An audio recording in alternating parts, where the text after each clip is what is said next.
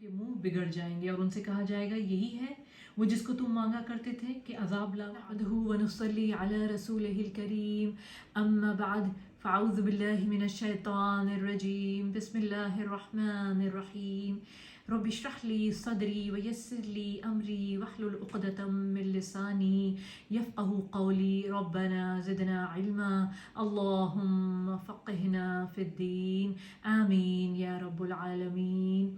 अस्सलामु अलैकुम व रहमतुल्लाहि व बरकातुहू। क्या हाल चाल है आपके? उम्मीद है आप खैरियत से होंगे। अल्लाह सुब्हानहू व तआला हर इंसान को और ख़ास तौर पर मुसलमानों को अपने हिफ्ज़ व अमान में रखे, सेहत और तंदुरुस्तगी और ईमान की आला मुकाम पर अल्लाह सुब्हानहू व तआला मुसलमानों को रखे। आज हम उन लोगों के लिए दुआ करते हैं जो खैरियत से नहीं है, जो जिनको तकलीफ़ है जिस्मानी या कहीं हॉस्पिटल में है या कोई बीमारी लाहक है। ऐ अल्लाह, ऐ लोगों के रब, तकलीफ़ को दूर कर दे उनकी। या रब्बुल आलमीन, तेरे हाथ में शिफा है, तेरे सिवा कोई रंज और तकलीफ़ को नहीं हटा सकता।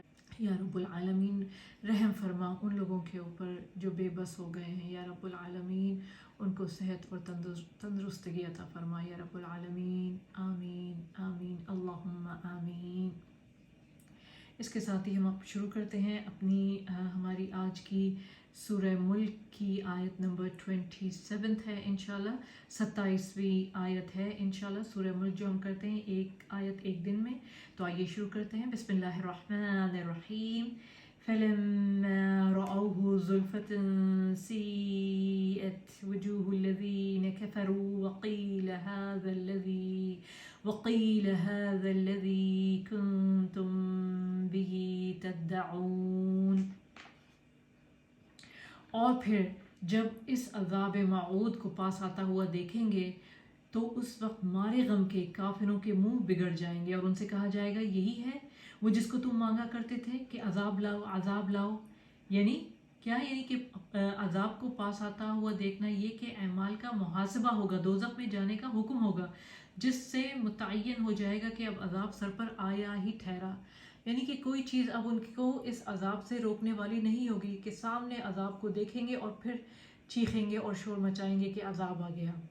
यानी उनका वही हाल होगा जो फांसी के तख्ते की तरफ ले जाए जाने वाले किसी मुजरिम का होता है कि सामने नज़र आ रहा होता है अपना अंजाम और अब चीखो पुकार करेंगे। बिल्कुल वैसे ही जैसे कि याद है ना कि कौन था? फ़िरऔन जो कि डूबने लगा था, तब उसने कहा था कि मैं मूसा के रब पे ईमान लाता हूँ, मुझे बचा ले या रब। उस वक्त तो देर हो गई थी। अल्लाह सुब्हानहू तआला ने फरमाया कि अब नहीं, अब तो देर हो गई।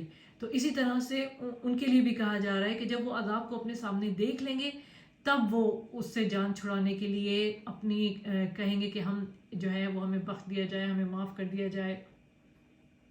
हालांकि उस वक्त वो उस अज़ाब के मुस्तहिक हो चुके होंगे। दुनिया में इस वक्त जो टाइम है, ये जो वक्त मिला हुआ है, इस वक्त क्या करना है? भाग दौड़ करनी है, अपने आप को अज़ाब से, गुनाहों से बचाना है।